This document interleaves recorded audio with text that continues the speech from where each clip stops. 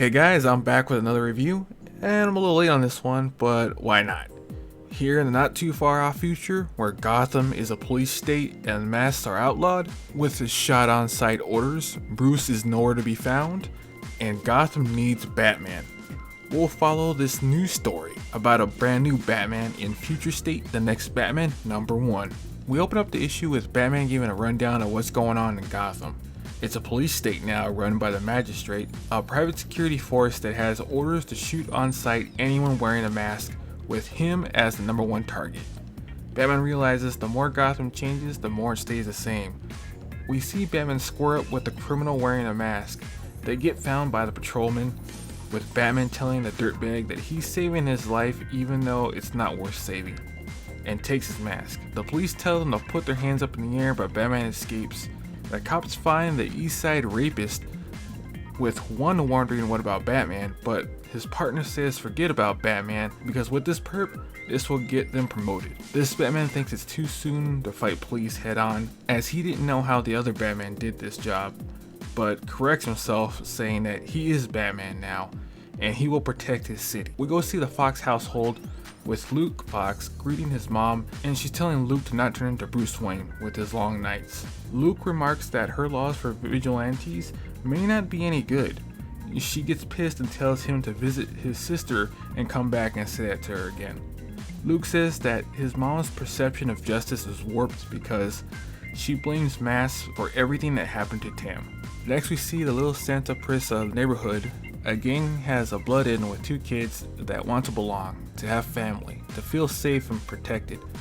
The brothers are contemplating about joining the Benitos because one brother doesn't want to shoot someone to get protection while the other doesn't want to be a punk and run from the power the Benitos can give them. The older brother tells the younger that they're just going to shoot some punk that would shoot them given the chance. Gotham has someone gunning for someone else all the time. We just gotta get first before we got. They blood in and go for a ride. We go back to Luke thinking that was Bruce the only thing keeping the city together. Luke runs into his brother visiting Tam. They start arguing, with Luke blaming his brother for not being with his family.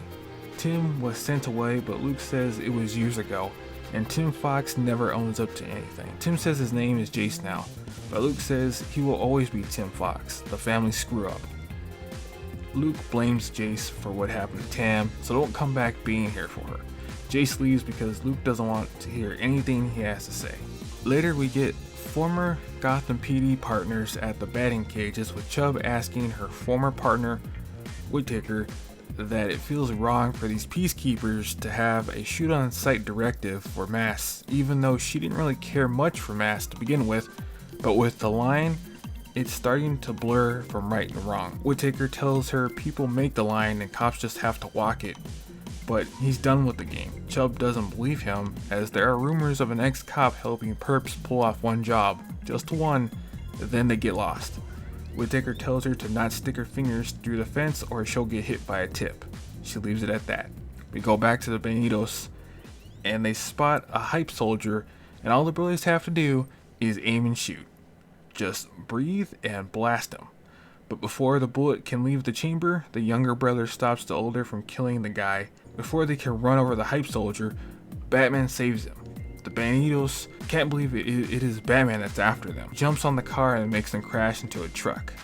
After the crash, most of the Benitos scatter at the sight of Batman, and Batman interrogates one, asking where are those kids, as the peacekeepers will kill them if they find them wearing masks. The Benitos doesn't know and doesn't care what happens to them. Batman gets to the brothers and tells them the peacekeepers will kill them, but he can help. The older brother tries to get the younger brother to shoot Batman, saying no one cares about them.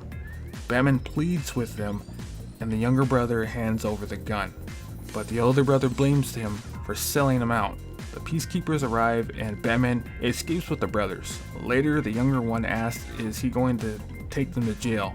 Batman tells them he's going to hand them over to child services, but it's up to them to decide what to do from here on out. And as the issue ends, Batman says that it was a good day.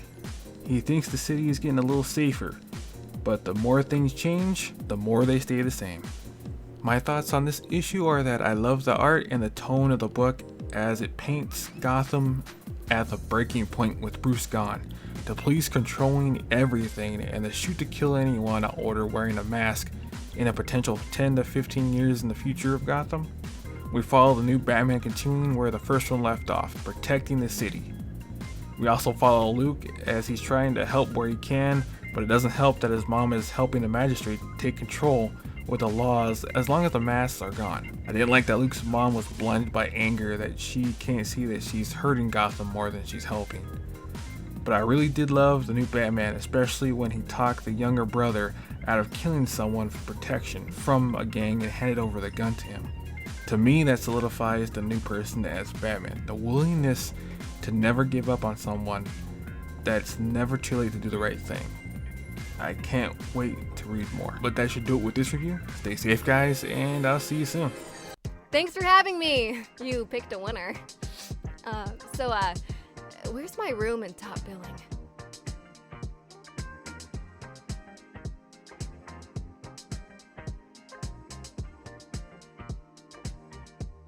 I should be like you, man.